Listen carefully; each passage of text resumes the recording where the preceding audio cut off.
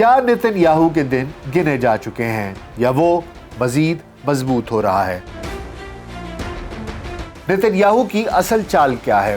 Nitin Yahoo اپنے intelligence chief سے خائف کیوں ہے؟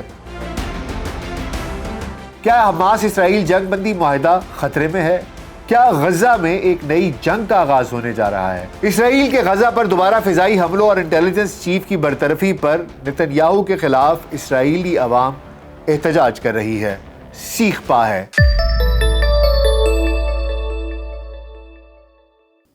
V L C podcast میں ڈاکٹر ناصر بیگ کے ساتھ آپ کی خدمت میں حاضر ہیں۔ السلام علیکم۔ طاقتیں تمہاری ہیں اور خدا ہمارا ہے۔ اسرائیل کے قصاب نیتن یاہو نے غزہ کو راکھ کا ڈھیر بنا دیا۔ دور جدید کے اس ہٹلر نے، اس جنونی نے ہزاروں نہتے فلسطینیوں کا خون بہایا، سینکڑوں معصوم بچوں کی جان لی، ایک ہستا بستا شہر ویران کر ڈالا، لیکن اہل غزہ کے حوصلے توڑنے میں ناکام رہا، اپنے مذموم عزائم میں کامیاب نہیں ہو سکا۔ اپنی اسی خفت کو مٹانے کے لیے اس نے جنگ بندی کا معاہدہ بھی داؤ پر لگا دیا اور ایک بار پھر غزہ پر حملے کر رہا ہے۔ پچھلے منگل سے جاری ان وحشیانہ حملوں میں خواتین اور بچوں سمیت 400 سے زائد فلسطینی شہید ہو چکے ہیں۔ اس سے پہلے بھی اسرائیل جنگ بندی معاہدے کی خلاف ورزی کرتے ہوئے 140 فلسطینیوں کو شہید کر چکا ہے۔ حماس نے جنگ بندی معاہدے کی اس سنگین خلاف ورزی پر اسرائیلی یرغمالیوں کی رہائی روک دی ہے۔ غزہ میں دوبارہ جنگ کے آغاز اور اسرائیلی انٹیلیجنس چیف کی برطرفی کے خلاف اسرائیل کے عوام نیتن یاہو کے خلاف سڑکوں پر نکل آئے ہیں۔ ہر گزرتے دن کے ساتھ یہ عوامی احتجاج شدت اختیار کرتا چلا جا رہا ہے۔ لوگ نیتن یاہو کے گھر کے باہر جمع ہیں۔ تل ابیب میں وزارت دفاع کے دفتر کے باہر احتجاج ہو رہا ہے۔ پولیس کے ساتھ جھڑپوں میں 20 لوگ زخمی ہو چکے ہیں۔ درجنوں مظاہرین کو گرفتار کیا جا چکا ہے۔ یہ گرفتاریاں، یہ پکڑ دھکڑ اسرائیل کے عوام کے غم و غصے کو کم نہیں کر پا رہی۔ لوگ نیتن یاہو سے سوال پوچھ رہے ہیں کہ جنگ بندی کا معاہدہ ایک بار ہو چکا تو پھر اب یہ خونریزی کیوں؟ لوگ سوال کر رہے ہیں کہ غزہ پر حملہ کر کے 59 یرغمالیوں کی زندگیوں کو خطرے میں کیوں ڈالا جا رہا ہے؟ مظاہرین کے نزدیک نیتن یاہو کا جنگی جنون ملک میں جمہوریت کو کمزور کر رہا ہے، اسرائیل کو آمریت کی جانب دھکیل رہا ہے۔ مظاہرین کا کہنا ہے کہ وہ اپنے ملک میں ایران کی طرح جمہوریت دشمن عناصر کو کامیاب نہیں ہونے دیں گے۔ اب سوال یہ ہے کہ نیتن یاہو نے جنگ بندی کا معاہدہ توڑنے کی ایسی، جو کہ بظاہر ایک حماقت دکھائی دیتی ہے، کیوں کی ہے؟ کیا اس کے پیچھے ان کی کوئی چالاکی ہے؟ اور آخر کیوں داخلی سلامتی کی ذمہ دار انٹیلیجنس ایجنسی کے سربراہ کو برطرف کیا گیا؟ کہیں نیتن یاہو کا اقتدار تو خطرے میں نہیں ہے؟ کیا ہے نیتن یاہو کی اصل چال؟ اسرائیلی انٹیلیجنس چیف کی برطرفی کا معاملہ ہے کیا؟ کیا نیتن یاہو اس فیصلے پر عمل کر پائے گا؟ کیا اسرائیلی پارلیمنٹ نیتن یاہو کی ضد کے سامنے ہتھیار ڈال دے گی؟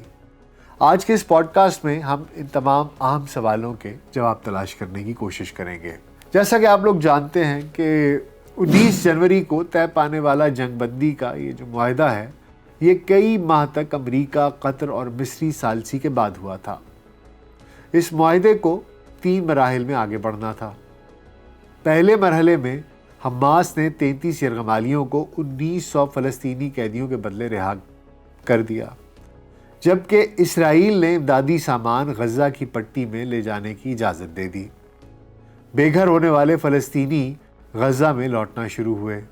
تو اس دوران حماس اور اسرائیل کو دوسرے مرحلے کا آغاز کرنا تھا اور اس کے آغاز پر مذاکرات کرنا تھے۔ دونوں میں طے ہوا تھا کہ دوسرے مرحلے کے مذاکرات میں تمام یرغمالیوں کی رہائی اور غزہ کی پٹی سے اسرائیلی فوج کا مکمل انخلاء شامل ہوگا اور یوں جنگ ختم ہو جائے گی۔ پہلا مرحلہ 1 مارچ کو ختم ہو گیا۔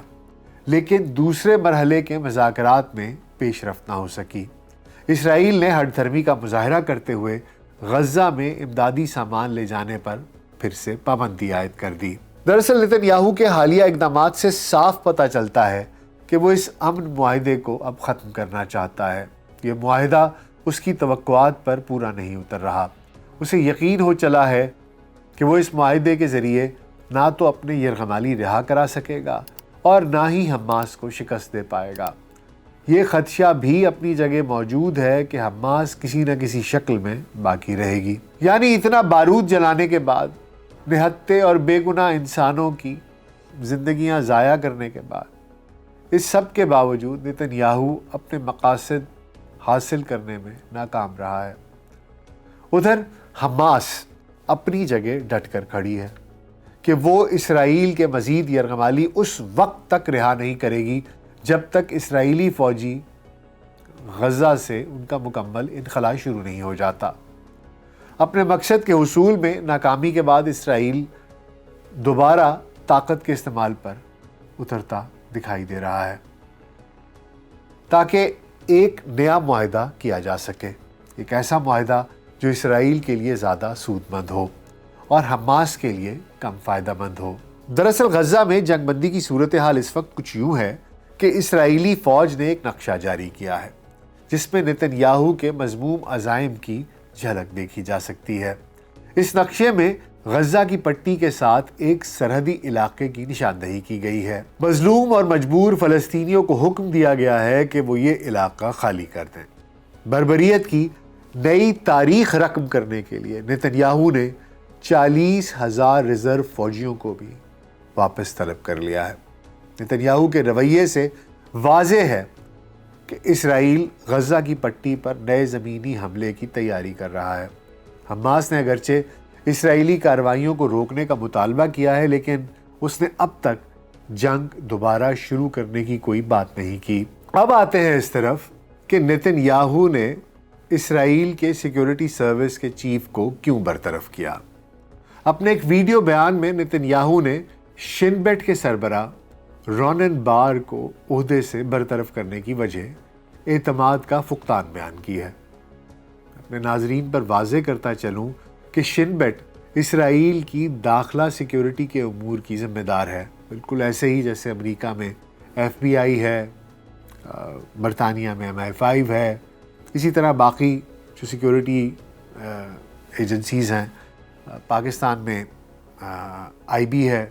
تو اس طرح انٹرنل سیکیورٹی کے لیے جو آپ کی انٹیلیجنس ایجنسی ہوتی ہے اس کا نام اسرائیل میں شن بیٹ ہے، اور اس کے چیف ہیں رونن بار۔ اور نتن یاہو نے نہ صرف ان کو برطرف کیا ہے بلکہ یہ الزام لگایا ہے کہ وہ حماس کی جانب سے 7 اکتوبر کو کیے گئے حملوں کی پیشگی معلومات حاصل کرنے میں ناکام رہی۔ اپنی برطرفی پر شن بیٹ کے سربراہ رونن بار نے نتن یاہو کو یہ کہہ کر آئینہ دکھایا ہے کہ وزیر اعظم کی ذاتی وفاداریاں شن بیٹ کے قوانین اور مفاد عامہ کی منافی ہیں۔ رونن بار نے اس بات پر زور دیا کہ ایجنسی کی تحقیقات میں 7 اکتوبر کو اندرونی ناکامیوں کا انکشاف ہوا ہے، لیکن ان تحقیقات میں حکومت اور وزیر اعظم کی پالیسیوں سے متعلق بعض مسائل کا انکشاف بھی ہوا ہے۔ ان مسائل میں ایک مسئلہ کرپشن ہے۔ شن بیٹ اس وقت نتن یاہو اور قطریوں کے درمیان مالی معاملات سے متعلق ایک اہم نوعیت کی تحقیقات بھی کر رہی ہے۔ نتن یاہو اپنی اسی کرپشن پر پردہ ڈالنے اور ایک لا حاصل جنگ کا ملبہ اپنی انٹیلیجنس چیف پر ڈال کر خود بریء ذمہ ہونے کی کوشش کر رہے ہیں۔ اسرائیل کے عوام کے ساتھ ساتھ اسرائیل کی سیکیورٹی اسٹیبلشمنٹ بھی نتن یاہو کے اس فیصلے کے خلاف کھل کر سامنے آ گئی ہے اور رونن بار کی برطرفی کو اسرائیل کی قومی سلامتی کے لیے حقیقی خطرہ قرار دے رہی ہے۔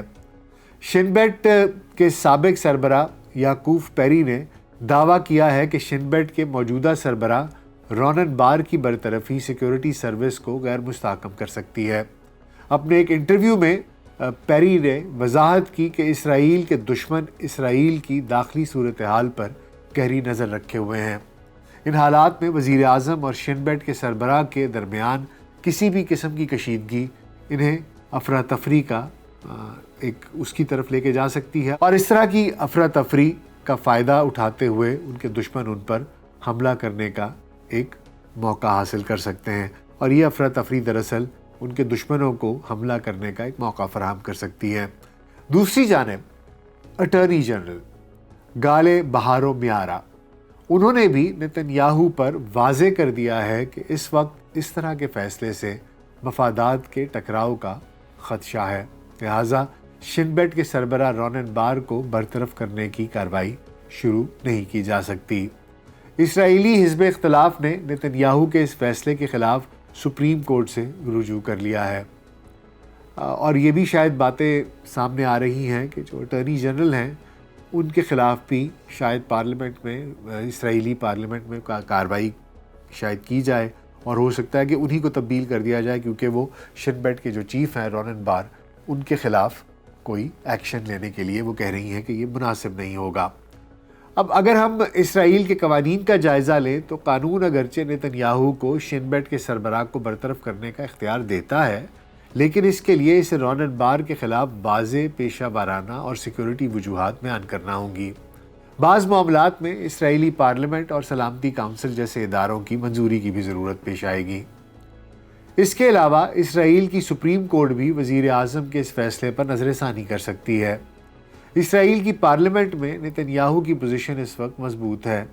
اگر اٹارنی جنرل رونن بار کی برطرفی کی حمایت کر دیں تو پارلیمنٹ نتن کے حق میں ووٹ دے سکتی ہے، وگرنہ جیسا کہ میں نے آپ کو بتایا ہو سکتا ہے کہ اٹارنی جنرل کے خلاف ہی کوئی کارروائی کر دی جائے۔ اب سوال یہ ہے کہ انٹیلیجنس چیف کی برطرفی اور غزہ پر دوبارہ حملے نتن کو سیاسی طور پر کیا فائدہ پہنچا رہے ہیں یا ان کا کوئی نقصان ہو رہا ہے؟ اسرائیل میں جاری عوامی احتجاج سے قطع نظر اگر حقائق کو مد نظر رکھا جائے تو نتن کے حالیہ اقدامات اس کے اقتدار کو نہ صرف سہارا دیں گے بلکہ سیاسی طور پر اسے مضبوط بھی بنا رہے ہیں۔ وہ کیسے؟ وہ ایسے کہ غزہ پر دوبارہ حملے کے ساتھ ہی جو دائیں بازو کی یہودی جماعت ہے پاور پارٹی، اس نے حکومتی اتحاد میں واپس شامل ہونے کا اعلان کر دیا ہے۔ اس سے بیشتر پاور پارٹی کے کئی اراکین نے جنگ بندی کے خلاف حکومتی عہدوں سے احتجاجاً استعفیٰ دے دیا تھا۔ نتن کی حکومت کے لیے اس جماعت کی حمایت اس لیے بھی ضروری ہے کیونکہ آج کل وہ بجٹ منظور کرانے کی کوشش کر رہی ہے۔ اب دیکھنے کی بات یہ ہے کہ اقوام عالم یا اسرائیلی عوام نتن کو غزہ پر دوبارہ حملہ آور ہونے سے روک پاتے ہیں یا نہیں۔